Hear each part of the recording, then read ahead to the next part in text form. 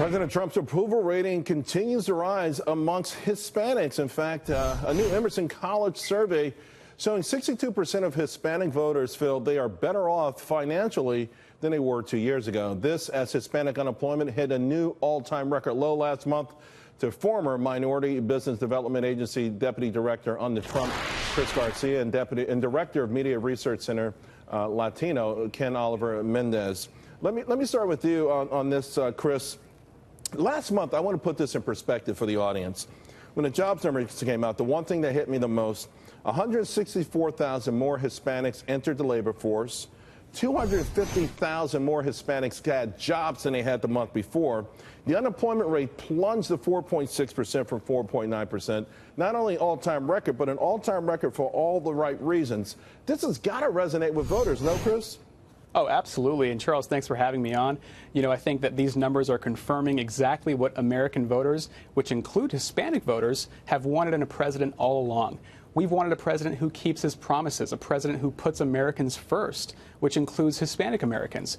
You see, Hispanic Americans are more concerned, as we know, not about immigration. Immigration is actually the fifth most important issue to Hispanic Americans. It's about jobs and the economy, and this president is delivering. Ken, having said that, were you shocked at this Emerson poll? It came out of left field. I mean, 62%. The average in the country is 42%, but 62% of Hispanics in his poll said they are better off now than they feel better off now than they did 2 years ago. Yeah, of course, Charles, that wasn't news on Univision or Telemundo, but the fact is this comes on the heels of the Harvard-Harris poll, which had the support among Hispanic voters for President Trump's handling of the economy and stimulating jobs now at 57%. So the numbers keep going up and up. The support for the policies very high. So it's interesting because you mentioned the Hispanic or Latino media there. What about the other side of this? The sort of the narrative from the Democrats and the scenes. What happened at the border.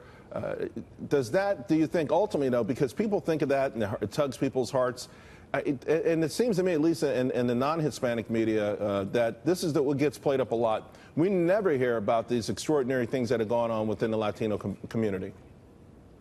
Ken? Well, this just goes to illustrate, it really illustrates the disconnect between the average Hispanic voter in the country and perhaps the average Hispanic viewer of Univision or Telemundo and what they're getting. Because the average Hispanic voter is seeing results, is seeing jobs. You know, it's news for them when hundreds of thousands of Hispanics are getting jobs in the milestone month of June, which hit an all-time record low of Hispanic unemployment. Although, Chris, we know anecdotally these things, we always feel these things, right? You know when your cousin got a job and, you know, when you feel like, hey, we also learned that in May we had a record amount of Americans quit their jobs, an all-time record. You know when people feel like, hey, I'm quitting this job because I'm confident enough that I'll find a better paying job. I mean, we hear it all the time, we know. And it's but it's ironic because at the dinner table, a lot of families will say, hey, so-and-so just got a new job, but I'm going to vote for the person that depressed the economy anyway. I mean, that's an interesting thing. How do Republicans get over that? Well, I think that, firstly, you've got to have the Republican Party has to continue its outreach to Hispanic voters, period. Did they ever start? That's the question. You said continue. I don't know if I've ever seen them start. Well, they're doing a great job at the RNC. We have a great special assistant to the president at the White House, and Jennifer Korn, who handles all the Hispanic outreach there in the Office of Public Liaison. They're doing a phenomenal job. And I'll tell you, it's about the policies, it's about the economic policy, but it's also about recognizing the accomplishments of not just Hispanic workers, but also Hispanic businesses. So just last October, we had President Trump be the first president in the history of the United States to ever invite minority businesses to the Oval Office to recognize their contributions to the economy. And you know what? That actually took a lot of planning to do, but the president wanted to make sure he recognized these minority business owners, these Hispanic business owners, and say, hey, guess what? From one business person to the next, I get how hard it is, and I'm going to make sure that my policies help your business not just to grow and scale, but also help to export to Latin America, help to boost U.S. exports, and also make sure that you're hiring more people. You know, I think the White House, particularly President Trump, certainly is taking an approach that I haven't seen with the Republican Party in general, particularly when it comes to cheering on the gains for blacks, the gains for Hispanics, the invitations he's made to the White House, the initiatives, including prison reform, things like that, that really resonate in those communities. I just haven't seen it at the Republican Party at large do this.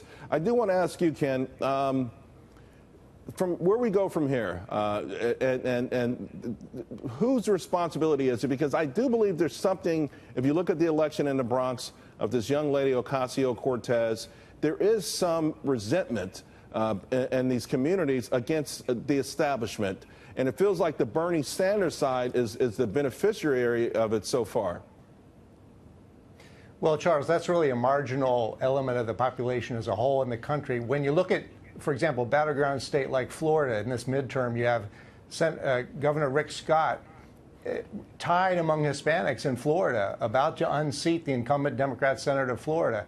So, and that's a real battleground, and that's where Hispanic votes count in high proportions. Right. So you're really seeing the challenge for Republicans is connecting the support for the policies with support for the candidates. You know, it's interesting you say it because Karl Rove underestimated the influx of Puerto Ricans into Florida when they thought George Bush was going to win. It doesn't take a lot to turn these states. We learned that almost every election, certainly more so even in the last. Gentlemen, thank you both very much. Appreciate it.